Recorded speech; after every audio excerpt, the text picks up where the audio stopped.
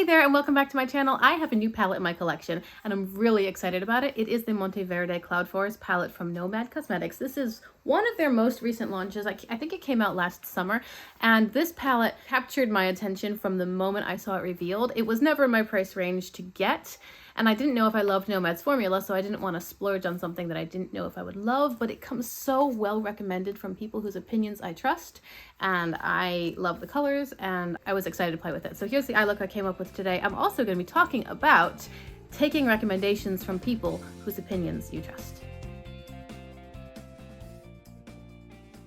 So of course we're playing with the Monteverde palette, but I also have to do my palette pull-in. If you guys don't know what that is, again, I will card it above for you. Basically, it's my own little version of a panning project where I'm just using all of the palettes in my collection at random. So my random generator pulled through my eyes from ColourPop, and I have used the first 6 shades. So today I have to use shade number 7. Now, I haven't used all of these on camera. I do my eyeshadow off camera occasionally, especially now with 2 children in diapers. I don't always have time to film. So anyway, this is shade number 7. It's called Canela, and it's sort of a mid-warm toned brown matte with a bit of sparkle. So with that in mind, when I use this Monteverde palette, I want to make sure I consider what my palette pull-in shade is so that I don't put on, like, I don't know, blue and purple and then have to find a place for a brown to fit in. I've already primed my eyes. I use the Glam Light Icing Primer. Everything that I use is down below, linked in the description box. Let's zoom in and get going. I know what mattes I want to use, so I'm going to take the shade Two-Toed Sloth with a medium blending brush. If you're curious about the names in these palettes, Nomad Cosmetics does palettes that are themed around destinations in the world. So for example, their newest release is the Royal Europe palette, based around European monarchs and royalty, so Royal Europe. This is the Monteverde Cloud Forest, which I believe is in Costa Rica. And when you buy a palette from Nomad's website, some of the proceeds from that palette's purchase go towards environmental causes that are focused on that location. So I assume that if I had bought this from Nomad's website, some of the proceeds would go to the conservation of the Monteverde Cloud Forest, I think. Anyway, it's a cool idea, but that's where these strange names come from, because they are various animals or locations within that site. So here's the shade Two-Toed Sloth. I'm putting it in my outer corner, and I think I'll bring it in my crease just a little bit. I'm keeping it lower down because I don't like it when my shadow touches my eyebrow, but I want to give myself enough space to blend it out. So I'm keeping my darkest shade kind of lowish. I'm trying not to cross over onto the cusp of the brow bone. Now I'm grabbing Passiflora with the same brush. Actually, no, I think I'll take a smaller brush. Smaller. Here we go. Smaller blending brush. It's also a little bit pinched, so it's not quite as round. It's more flat. Passiflora, and I'm putting this on the edges. Ooh, that's got a lot of shadow. A lot of pigment, rather. I'm putting it just on the edges. And I think I'll also put this in my crease, like the rest of my crease space. I have no idea which shimmer I want to use for this palette, but I want to talk to you guys today about something which is interesting to me. I want to talk to you about taking makeup advice from people who have a similar aesthetic to you. Let me give you a personal anecdote. When I first started doing eyeshadow, I was watching Judy a lot. I didn't really have my own makeup style yet, so I was watching a lot of her videos, and then I was mimicking what she was doing. I was following her tutorials and recreating her looks. I bought a lot of palettes that Judy recommended. Now, Judy is a big fan of ColourPop, and so I bought a lot of ColourPop palettes, a lot of their monochromatics, and then a few others. And over the course of some time, I started to realize that my eyeshadow style was different from Judy's. She was more light-toned, a little more monochromatic, a lot more monochromatic. She did a beautiful job, but her style was simply different from mine as I was developing, as I was learning. A lot of the palettes that she raved about the most, the ones that she loved, perfect example is the Sweet Talk palette from ColourPop. She loved that palette, and when I got it, I just didn't love it. And I couldn't figure out why.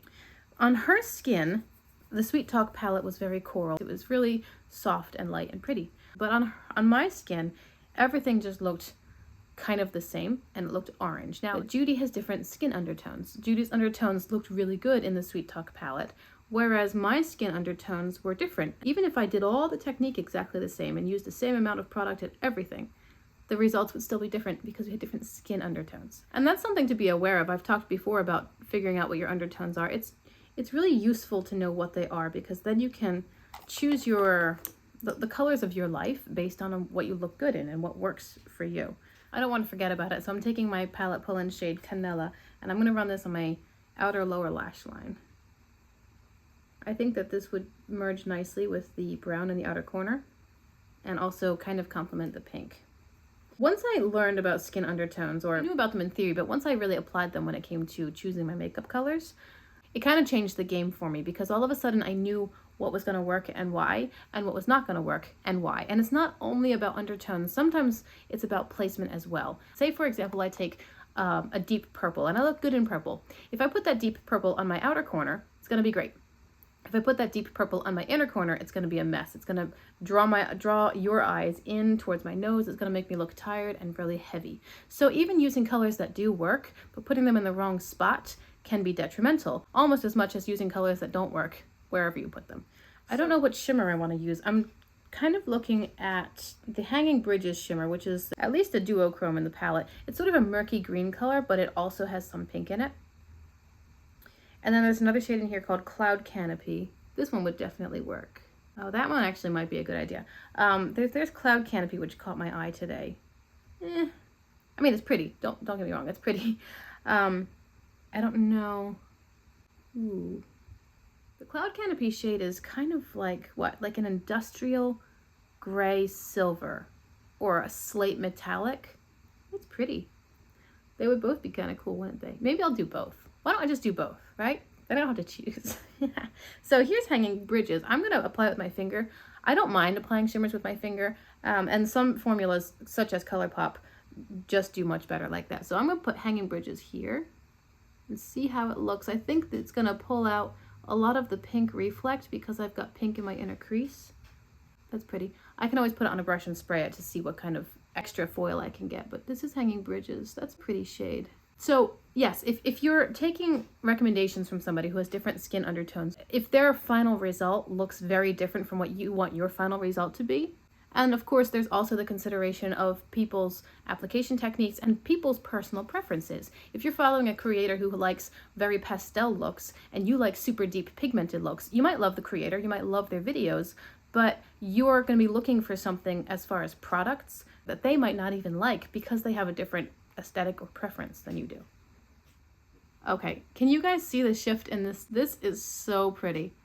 This is so pretty. It is very green, like a murky yellow swampy kind of green, but it also has a lot of pink in it, and as soon as I laid it over the pink, all the pink showed up.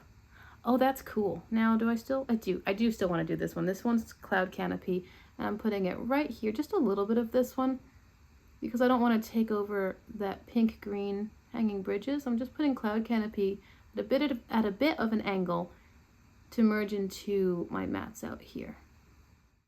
This is looking pretty. I'm going to take a flat brush and grab the Hanging Bridges shade again. I do want to apply it with a brush after I've sprayed it and see if I can get a little bit more shine out of it, or I'm not sure. I just kind of want to see how it performs differently between finger and brush.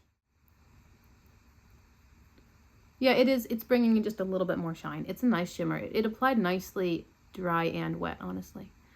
Okay, so let me give you some examples of what I mean. Perfect example, Morgan Turner. I like Morgan's channel. I like her personality. I like her eyeshadow looks are really pretty. They're not quite as vibrant, colorful, or unusual as I tend to go for. Hers are a bit more traditional in terms of the color choices, but she applies them so beautifully and she looks amazing all the time. Like, she really knows what she's doing. But the point is, she ranked the Paletopoly palette in a video where she was ranking 14 palettes. Paletopoly was like number 12, I think. It was low. It was almost at the bottom. And she was talking about the formula not working great for her, and the color story was a bit too much for her.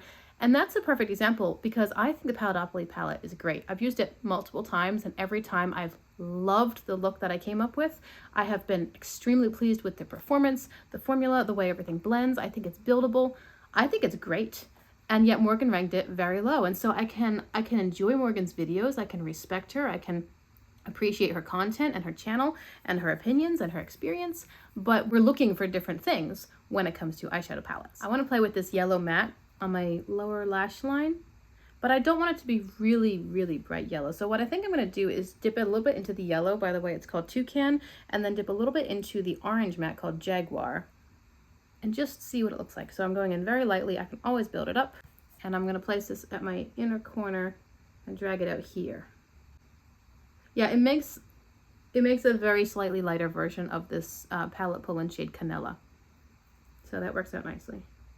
A couple more examples. Amanda from Makeup Just for Fun ranked this palette, the Monteverde palette, lower than the Hudson Valley palette and also the Fête de Provence palette when she was doing a whole Nomad ranking. That's a great example of simple color preference. Amanda has more simplistic looks and she likes more muted, calmer kinds of colors. She doesn't go for these vibrant, bright neons. So a palette which offers a bunch of greens and green shimmers and then pops of neon is clearly going to rank lower than something like Hudson Valley, which is these moody gray-based fall tones, or Fête de Provence, which is, again, gray-based springy tones, but still rather subdued. It's just a softer, more relaxed kind of color story, and that is Amanda's aesthetic. That's her preference. So of course she's going to rank something really bright lower than something which exactly fits what she loves to wear.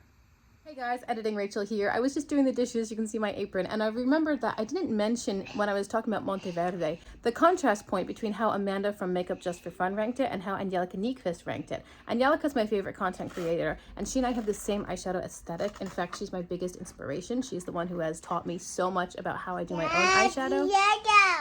So while Angelica and I have different skin undertones, knowing what mine are and what colors work for me, I can take all of her recommendations as really good for me and my tastes, tailor them to my own skin undertones, and I know for sure that I'm going to have a product that I really enjoy, one that works for me quite well, and I can sort of roll with what she recommends because we're looking for the same thing. Okay, so here we are. In my waterline, I used ColourPop's Creme Gel Liner in the shade Aglow. On top of it, I took a small brush and the Monteverde palette, and I took this shade right here. What's it called? Green Vine Snake. I took this shade and I sort of took the powder and just pressed it on top of the Creme Gel Liner to bring a little bit more of a neon green to it. But that's what I did my waterline. I have a winged eyeliner and then some mascara on my face. I'm wearing, what am I wearing? A little bit of Tulum for bronzer, a little bit of Frosé for highlighter, a little bit of Tarte for blush. Again, everything is in the description box if you're curious. And then on my lips, NYX Butter Gloss in the shade Bit of Honey. That's the whole look. What do you guys think? I think it's really beautiful. Actually, these shimmers remind me of Udenzai, especially the Hanging Gardens, Hanging Vines, Hanging Gardens? Hanging Bridges. The Hanging Bridges shade, which is that duochrome, the pinky green, very pretty, very light and soft, but still super sparkly, extremely finely milled. I really like it. This is kind of a cool look. It's not too weird. It's not too vibrant. It's actually a lot less bright than I was planning on going. A lot less vibrant than I was expecting that my look would turn out today, because when I think of this palette, I think of extremely bright neon sorts of shades, but today's look is not neon and I'm loving it. I'm kind of digging it. So that's the look. There was one more example I wanted to give you guys. The Lure palette from Blend Bunny. I love blue and purple. I love teal. That palette kind of has it all if you want those shades, and the formula is amazing. Now, Blend Bunny is renowned for having great formula, particularly in their mattes, and the shimmers they remind me and or make me think of Glamlight shimmers. However, Make Me Up Missa, who is a huge Blend Bunny fan, she did not give the Lure palette the best reviews. She felt that there was something about the formula that wasn't quite up to her expectations, and she loves all of their other palettes, and I found that to be really interesting. Now, the Lure palette was the first palette that I've ever tried, and so far the only one from Blend Bunny, so Missa was coming from the perspective of having had tried all of their other palettes, and then this is the new one. How does it compare? Whereas for me, I'm simply comparing the formula to what I've experienced before, which is not that brand at all. I think the Lure palette's great, but Missa was going into it with a different background and also different expectations. She has much more wild and vibrant eyeshadow looks and preferences. Like, what her end goal is when she's filming a tutorial is extremely different from what my end goals are. Sorry, I'm rambling now. What I just wanted to say, when you're taking recommendations from people, you need to consider what their aesthetic and undertones and preferences are and how they compare to yours, because it's perfectly fine to enjoy a channel where the creator is totally different from you, and that's great, but they might be recommending something that works better for them, which might not work for you. Maybe they have oily skin and you have dry skin. Maybe they like vibrant colors and you like muted colors. You want to consider where the person is coming from, what they're looking for, what they think is a winner and what they think is a dud, and how they compare to what you're looking for. Now, I'm sorry, that was a rambling outro. I need to head out. I need to take care of my little one who is clearly awake. I hope you guys have a great day. Thank you very much for being with me. I hope you will consider subscribing before you leave. Like this video, and I will see you again in my next one really soon. Bye.